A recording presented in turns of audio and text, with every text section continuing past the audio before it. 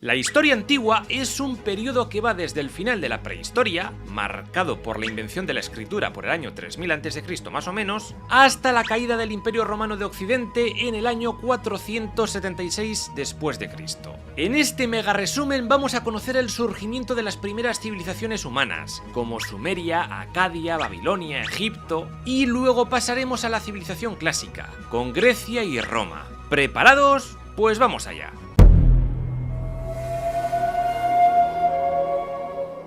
Estamos en el año 3000 a.C. Hasta ese momento todos los seres humanos de la Tierra habían vivido en la prehistoria, pero entonces dos pueblos diferentes inventaron unos símbolos raros para representar sus lenguas, la escritura. En Sumeria se creó la escritura cuneiforme y en Egipto la escritura jeroglífica. Gracias a ello los humanos pudimos empezar a tener registro de hechos, costumbres, guerras y reyes. Aquí empieza la historia, más concretamente la historia antigua. A lo largo del vídeo irán apareciendo en la parte superior enlaces a los episodios del canal que traten con más detalle el periodo del que esté hablando. Se dice que la primera gran civilización fue Sumeria, un conjunto de ciudades-estado dispersas por la zona sur de Mesopotamia, entre los fértiles ríos Tigris y Éufrates. Las más famosas fueron Ur, Uruk, Lagas, Isin, Nippur, Kis, Babilonia. Se dedicaron a la agricultura sobre todo, pero también a la metalurgia del cobre y del bronce, a la fabricación de las primeras cervezas, al comercio exterior y, como no, a la guerra. La primera guerra registrada de la historia parece que fue un pequeño conflicto entre las ciudades de Lagas y Umma en el año 2525 a.C. Aún así, estas ciudades prosperaban. Sin embargo, a partir del año 2250 a.C. llegó Sargón de Akkad, quien primero logró hacerse con el control de la ciudad de Kis y después, con un pequeño ejército, conquistó toda Sumeria, creando el Imperio Acadio. Al mismo tiempo, en Egipto, se levantaron ciudades a lo largo de todo el río Nilo. Se cree que su primer gran centro urbano estuvo en Hieracómpolis, y uno de sus reyes, Menes o Narmer, logró unificar el Bajo y el Alto Egipto, creando la primera dinastía de faraones. El reino era tan extenso que tuvo que dividirse en nomos, o provincias, gobernadas por nomarcas. La capital fue Menfis, una urbe situada entre las dos regiones, el norte y el sur. Durante estos años los faraones, tras palmarla, fueron momificados y enterrados en mastabas, unas tumbas rectangulares pequeñitas. Sin embargo, un faraón de la tercera dinastía, Zoser, decidió superponer varias mastabas y con ello se creó la primera pirámide egipcia, la pirámide escalonada de Saqqara. Seneferu o Snofru intentó levantar varias, pero dos se fueron a la mierda, la pirámide acodada primero y la pirámide de Meidum después. La pirámide roja le salió bien, por fin, pero se quedó pequeñita cuando su hijo Keops llegó al poder. Este construyó en torno al año 2550 a.C.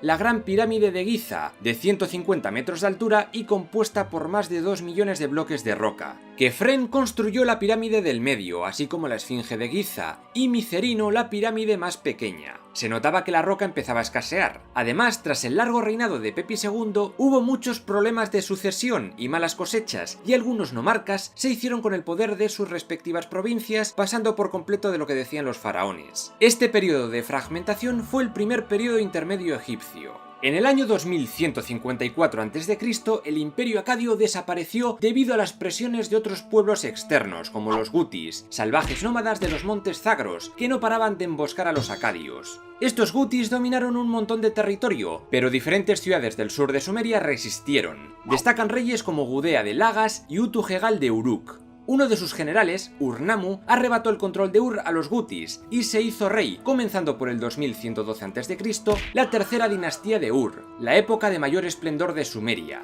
Los grandes zigurats o templos sumerios se levantaron durante estos años, y también se crearon códigos de leyes como el de Ur-Nammu. Pero con la llegada de más pueblos nómadas, esta calma se fue a la mierda. Los amorreos empezaron a hacerse con el control de algunas ciudades, como Ur en el año 2004 a.C. A partir de esta fecha empezó un caos de la leche, y ciudades como Isin y Larsa estuvieron durante décadas dándose de leches por el dominio del territorio.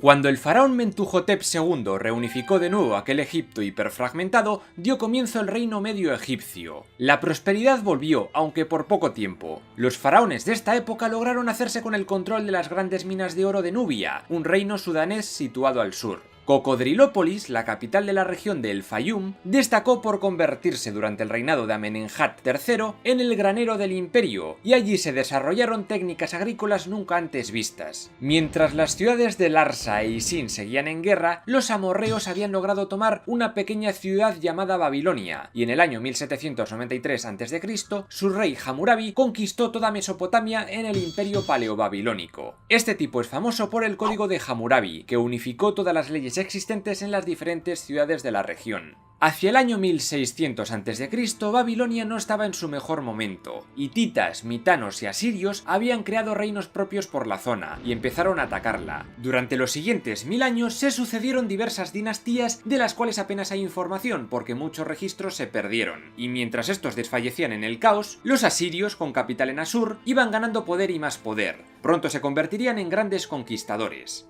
Egipto volvió a fragmentarse hacia el año 1750 a.C., dando comienzo a un segundo periodo intermedio. Durante estos años de caos llegaron, posiblemente de Canaán, unas gentes llamadas Hyksos, que acabaron conquistando todo Egipto bajo la dinastía XV, y pusieron su capital en Avaris. Tras un siglo de dominación, los egipcios, dirigidos por Amosis I, lograron darles la patada y crear el reino nuevo egipcio hacia el año 1550 a.C.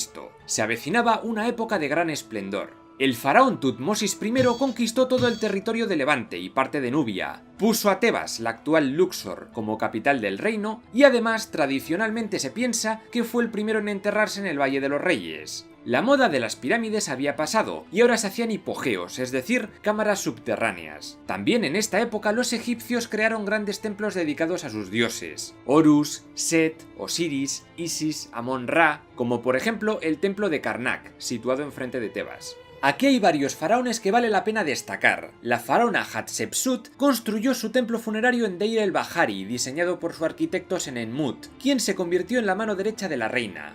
El faraón Amenofis III estaba forradísimo, y durante su reinado se completó el enorme templo de Luxor. Su hijo Akenatón y su esposa Nefertiti la liaron bastante parda al prohibir la mayoría de dioses e imponer el culto a su dios Atón. Eso sí, cuando la palmó, ni Dios siguió con su rollo y todo volvió más o menos a la normalidad. Se dice que su hijo fue Tutankamón, famoso por ser uno de los pocos faraones de Egipto con su tumba intacta, pero no hizo gran cosa. El reino de Hatti de los hititas lo petó a saco gracias al hierro y a la creación de carros de guerra tirados por caballos, una revolución en la época. Su mayor monarca fue Suppiluliuma I, quien obtuvo grandes victorias contra sus vecinos, y Mitanni acabó como su vasallo. Su nieto Muwatalli II luchó contra Egipto en la batalla de Cadés, que quedó en tablas. En Asiria, el rey Salmanasar I redujo Mitanni a cenizas, y su hijo Tukulti-Ninurta I logró someter a las tribus de los montes Zagros e hizo a Babilonia vasalla, aunque la situación no duró mucho. En el año 1279 a.C., durante la dinastía XIX, llegó al trono el más célebre faraón que tuvo Egipto, Ramsés II. La nueva capital fue Pi-Ramsés, y durante estos años floreció la cultura, las artes y las ciencias. Entre sus construcciones más pro destaca Bu-Simbel, un conjunto de templos construidos en la frontera con Nubia. Año 1200 a.C.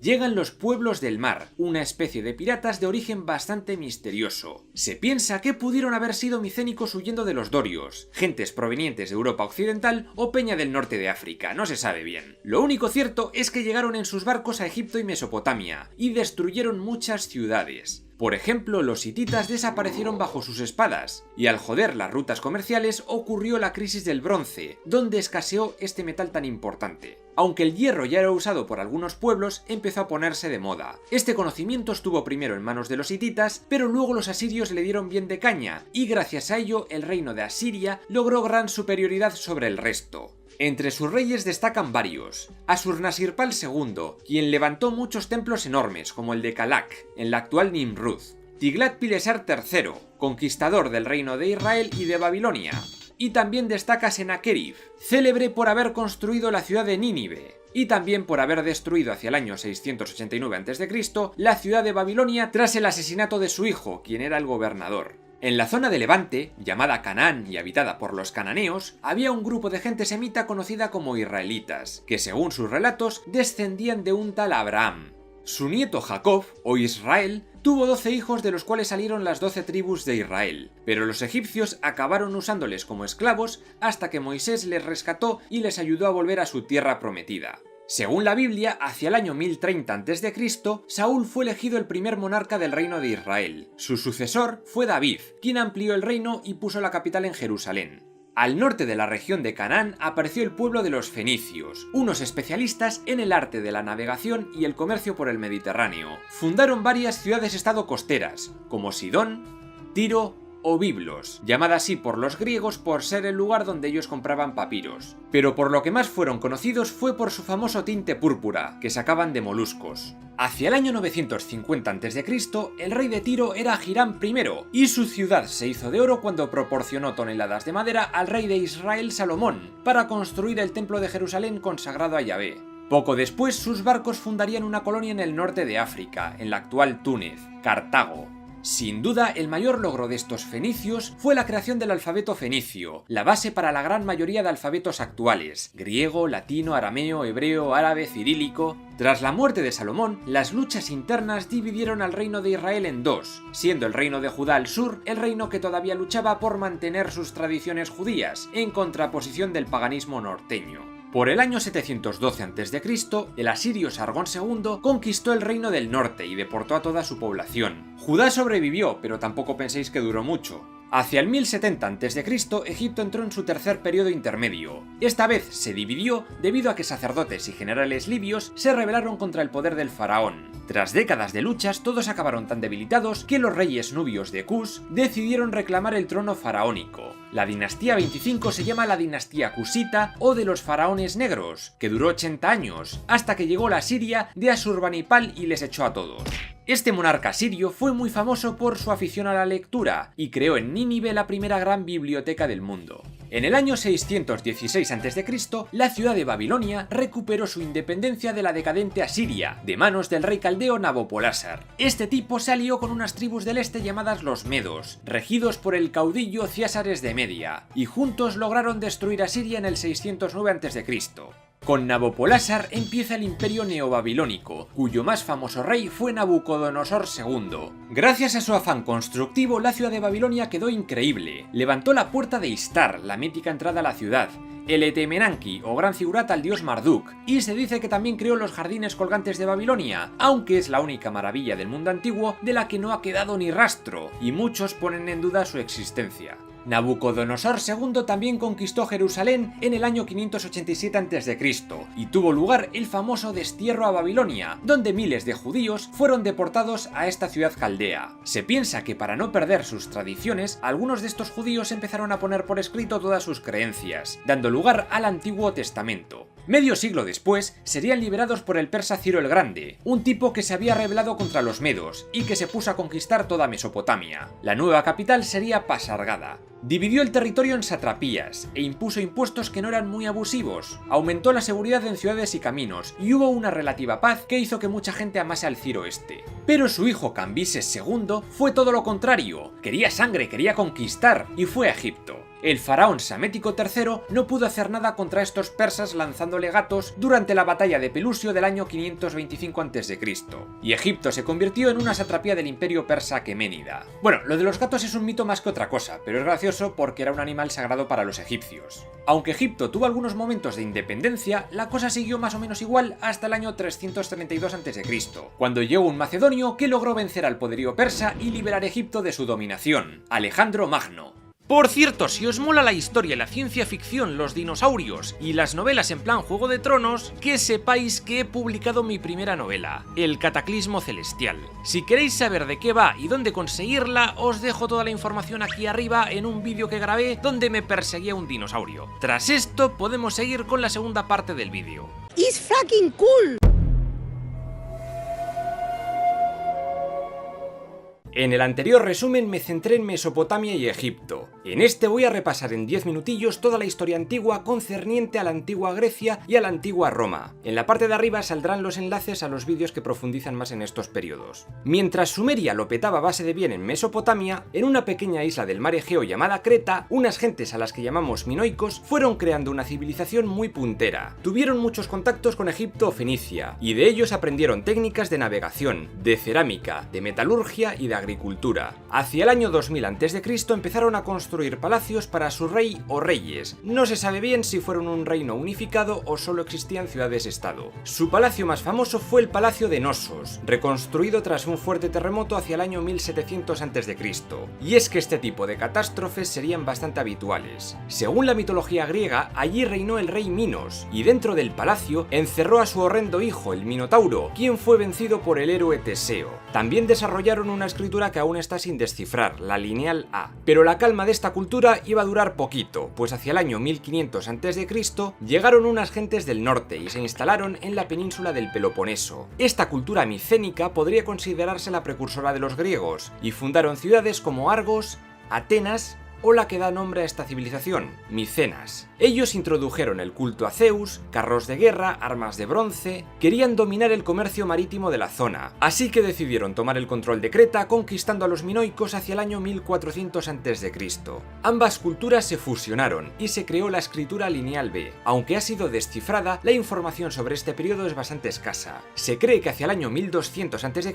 los micénicos se metieron en guerra con la mítica ciudad de Troya, ubicada en la costa este de la actual Turquía. Según la leyenda, gracias a la artimaña del caballo de Troya, los micénicos tomaron la ciudad. Fue un tiempo de tantos conflictos que estos micénicos se debilitaron, y otro pueblo del norte, los dorios, empezaron a conquistar diferentes zonas de la Hélade. Ellos fundarían Esparta, entre otras ciudades. Se piensa que todo este caos pudo haber puesto en marcha las migraciones de los pueblos del mar que vimos en el anterior vídeo. La escritura lineal B se perdió y Grecia se sumió durante 500 años en una edad oscura de la que apenas hay información. Pero todo cambió hacia el año 800 a.C., cuando estos griegos empezaron a usar una adaptación del alfabeto fenicio para representar su lengua. Aquí empezaría la Grecia arcaica. Obras como la Odisea o la Ilíada, supuestamente escritas por Homero, fueron escritas en esta época. Los antiguos griegos no formaron ningún estado unitario. Cada polis o ciudad-estado era autónoma. Durante mucho tiempo fueron regidas por reyes, los Wanax o Basileus, pero eso fue cambiando hacia fórmulas más democráticas. No totalmente democráticas, pues las mujeres no podían votar. Además, la esclavitud estaba muy extendida. En Atenas, la figura del rey desapareció y del gobierno se encargaron 3 arcontes. El famoso legislador Solón configuró la Eclesía o Asamblea Popular de Griegos y la Bulé, una especie de consejo. En Esparta la cosa era diferente. Se estableció una diarquía, es decir, que gobernarían 2 reyes a la vez, aunque también había 5 éforos, elegidos por una asamblea de espartanos, la Pela, y un senado o gerusía, compuesto por los espartanos más ancianos. En la Gogé, o educación espartana, los chavales eran convertidos en máquinas de matar, mientras que los hilotas serían algo parecido a sus esclavos, y se dedicaban básicamente a cultivar. Otras ciudades próximas se unieron a ellos conformando la Liga del Peloponeso.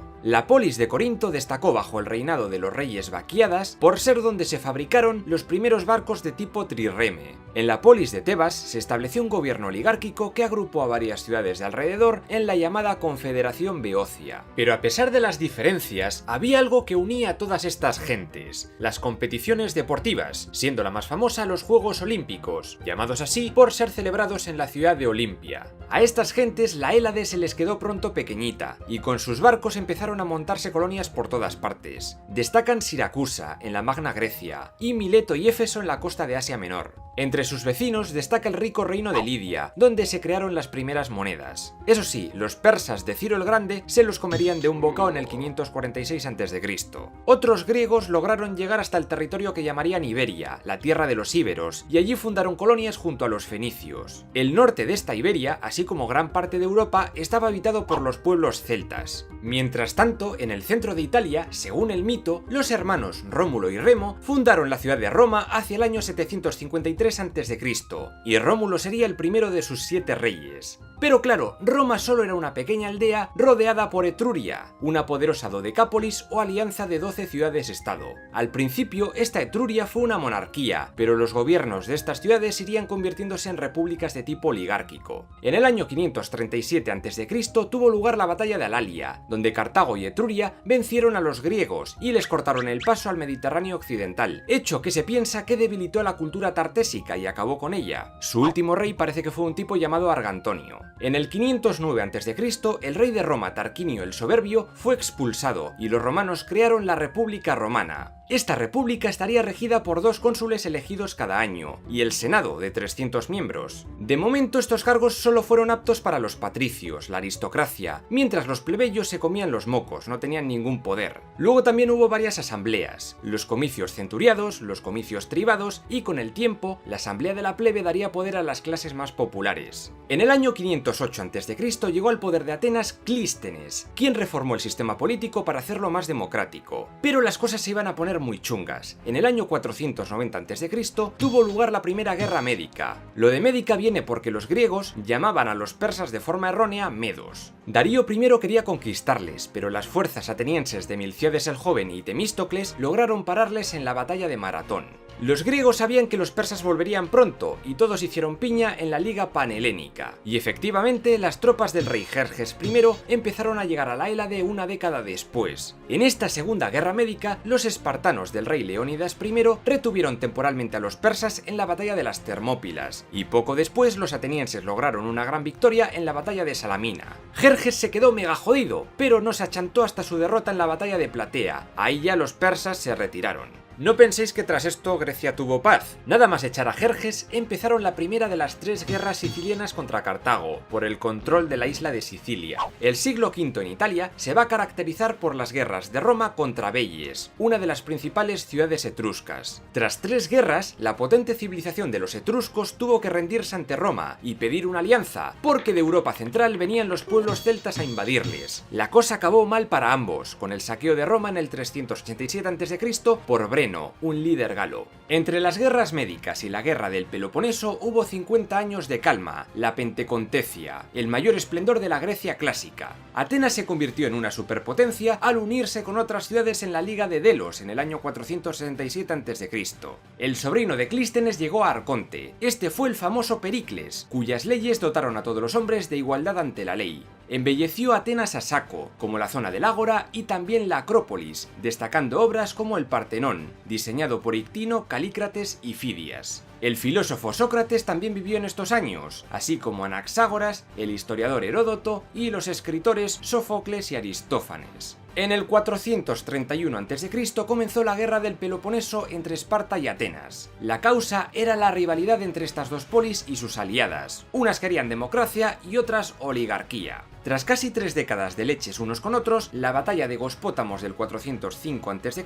dio la victoria a Esparta. Esta gente empezó a imponer su sistema político en toda la antigua Liga de Delos, pero su hegemonía no duraría mucho. Los áticos, Argos, Beocia y Corinto se aliaron con Persia para luchar contra Esparta en la llamada Guerra de Corinto. Esparta ganó, pero quedó muy debilitada, y tratando de controlar Tebas, los generales Epaminondas y Pelópidas acabaron con su poderío en la batalla de Leuctra del año 371 a.C. Estos tebanos tampoco duraron mucho. A partir del año 360 a.C. llegaron los macedonios dirigidos por Filipo II y su hijo Alejandro Magno. Este chaval acabó gobernando sobre toda la Hélade y comenzó un periplo que le llevaría a conquistar Egipto, donde fundó Alejandría, que sería la gran urbe de la cultura y el saber. Después, tras derrotar a Darío III en la batalla de Gaugamela, conquistó toda Persia hasta la India. Sin embargo, murió en Babilonia a la edad de 33 años y sus generales se pelearon durante décadas por controlar todas sus conquistas. Fue el periodo de la Guerra de los Diádocos. Esta época es la llamada época helenística griega, en la cual esta cultura griega se expandió por muchos reinos diferentes. Destacan el Egipto tolemaico regido por los Ptolomeos y las Cleopatras, el imperio seleucida fundado por Seleuco I, la Macedonia antigónida y el reino de Piro, cuyo líder más destacable fue Pirro. Este se enfrentó al creciente poder de la República Romana, y es que, tras las 3 guerras samnitas, Roma logró vencer a las tribus vecinas de Italia, entre ellas Etruria, y tomar el control de gran parte de la península itálica. Ante esta expansión, Pirro de Piro dio comienzo a las guerras pírricas, pero solo logró retrasar lo inevitable. Se cuenta que los romanos prendieron cerdos en brea contra los elefantes enemigos, y eso acabó con el ejército de Pirro. Ahora Roma solo tenía un enemigo potente en el Mediterráneo: Cartago. En el año 264 a.C. comenzó la Primera Guerra Púnica, tras la cual Roma se quedó con Sicilia y creó una poderosísima flota copiando básicamente los barcos púnicos. Los cartagineses, para recuperarse, decidieron invadir Hispania, pero los romanos también querían su parte, y al final estalló la Segunda Guerra Púnica. El líder cartaginés Aníbal Barca cruzó con su ejército los Alpes para atacar Roma desde el norte, todo muy épico, y su victoria en Canas fue la hostia. Pero la cosa se complicó y acabó derrotado por Publio Cornelio Escipión el Africano en la batalla de Zama del 202 a.C. Tras vencer a Cartago, Roma tuvo vía libre para ir conquistando Hispania poco a poco, y hubo una tercera guerra púnica en la cual básicamente los romanos destruyeron toda Cartago. A partir del año 214 a.C. comenzaron las 4 guerras macedónicas, en las que Roma absorbería toda la Hélade, y ambas culturas acabarían fusionadas. Entre Roma y los partos dirigidos por Mitrídates I, lo que quedaba de los reinos helenísticos acabó desapareciendo. El único reino que sobrevivió fue Egipto. En fin, la República Romana lo dominaba prácticamente todo, eran los putos amos. Pero pronto empezaron las guerras internas de poder entre dos facciones, los populares y los optimates. A lo largo del siglo I a.C. hubo 4 guerras civiles romanas, y la última acabaría destruyendo la República. En la primera se enfrentaron Cayo Mario y Lucio Cornelio Sila, quien luego tuvo que ir a darse de leches contra el rey de Ponto Mitrídates VI. En los años siguientes se haría muy popular el triunvirato entre Pompeyo, Craso y el archiconocido Julio César. César ambicionaba el poder total, pero le faltaba prestigio en la guerra, así que marchó a conquistar la Galia. El caudillo galo Vercingétorix acabó rindiéndose, y César se vino tan arriba que dijo: «Pues también me quedo con Roma». Y tras la Segunda Guerra Civil venció a Pompeyo y se hizo cónsul vitalicio. Le fue bien un tiempo y hasta tuvo un hijo con la faraona Cleopatra, pero unos conspiradores le asesinaron en el año 44 a.C. Entonces su amigo Marco Antonio y su hijo adoptivo Octaviano se cargaron a los asesinos de César en una tercera guerra civil, y en la cuarta se enfrentaron ellos dos. Marco Antonio se alió con el Egipto de Cleopatra, pero no fue rival para Octavio Augusto, quien tras ganar la guerra conquistó Alejandría y el resto de Egipto, abolió la República e instauró el Imperio Romano por el año 27 a.C. La dinastía Julio-Claudia fue la primera dinastía de emperadores romanos. El Senado y las asambleas fueron perdiendo poder en favor de la figura del emperador. Augusto, Tiberio, Calígula, Claudio, Nerón, poco a poco fueron ganando terreno a los germanos del norte, e incluso llegaron a Britania, donde fundaron Londinium, la actual Londres. Durante estos años, según la Biblia, nació Jesucristo, quien creó un judaísmo freestyle llamado cristianismo, una religión que fue perseguida sistemáticamente por las primeras dinastías del imperio. La dinastía Flavia tuvo muchas movidas con los judíos en las guerras judeo-romanas. El emperador Tito acabó destruyendo el segundo templo de Jerusalén, quedando solo en pie el muro de las lamentaciones. Pero el tipo también sabía construir, y durante su gobierno se inauguró el Coliseo romano, el mejor lugar de Roma para ir a ver peleas de gladiadores. Otro espectáculo que se puso de moda fueron las naumaquias, o representaciones de batallas navales. Además, también destacan las carreras de cuadrigas, celebradas en los circos romanos. La época de mayor esplendor del Imperio Romano tuvo lugar durante el siglo II después de Cristo, con la dinastía de los Antoninos, emperadores con raíces hispanas. Bajo el gobierno de Trajano, Roma alcanzó su máxima expansión territorial al hacerse con el control de Dacia, lo que ahora es Rumanía, y Mesopotamia, tomando incluso la capital Parta, Ctesifonte. De sus construcciones destaca en Roma el Foro de Trajano, con la Basílica Ulpia al fondo. Del emperador Adriano destaca la construcción del Muro de Adriano, en la frontera con Escocia, donde vivían los salvajes pueblos de los pictos. Los judíos liderados por Simón Bar Kokhba intentaron independizarse, pero Adriano les masacró en el año 135 y borró del mapa la provincia de Judea para convertirla en Palestina, en honor a los filisteos, enemigos acérrimos de los judíos. Con Antonino Pío y Marco Aurelio la cosa fue bien, pero cuando llegó Cómodo al poder, comenzó la decadencia de Roma. Tras él vinieron los severos, Septimio Severo, Caracalla, Heliogábalo, Alejandro Severo. Fueron años de bastante descontrol, y mientras tanto, en Oriente, los persas resucitaban de la mano de Ardashir I. Conquistaron a los partos y fundaron el Imperio Persa Sasánida en el año 226. Tras el reinado de los severos, hubo 50 años de anarquía donde diferentes generales romanos se hicieron emperadores. Fue la crisis del siglo III. En esta época, los romanos empezaron a tener encontronazos serios con pueblos germanos como los godos. De emperadores habría que destacar a Aureliano, impulsor del culto solar al Deus Olimbictus y ganador de la contienda contra el Imperio Galo y el Imperio de Palmira de la reina Zenobia. El general romano Diocleciano logró conseguir algo de orden en el imperio y creó la tetrarquía. Pensó que el imperio romano era demasiado grande para un solo emperador y dividió el territorio en cuatro emperadores a la vez. El experimento fracasó, ya que los ambiciosos emperadores no paraban de matarse unos a otros, hasta que básicamente solo quedó uno, Constantino I. Bajo su reinado se trasladó la capital del imperio de Roma a Constantinopla, actual Estambul, y se prohibió la persecución de cristianos con el Edicto de Milán. El emperador Teodosio I decretó más tarde el Edicto de Tesalónica, por el cual la religión cristiana pasó a ser la oficial del Imperio Romano. Sin embargo, en el año 395 el imperio quedó definitivamente partido en dos, y para empeorar las cosas comenzaron las invasiones bárbaras, donde un montón de pueblos del norte trataron de atravesar las fronteras del imperio. Eran los francos, los burgundios, los alamanes, los alanos, los vándalos, los suevos, los marcomanos, los visigodos, los ostrogodos. Eso sí, la invasión más temible fue la de los hunos de Atila. El general romano Flavio Aecio logró vencerles en la batalla de los Campos Cataláunicos en el año 451, gracias a la ayuda de los visigodos. El último emperador de la Roma occidental sería Rómulo Augustulo, quien pudo ver cómo los érulos de Odoacro tiraban abajo el imperio.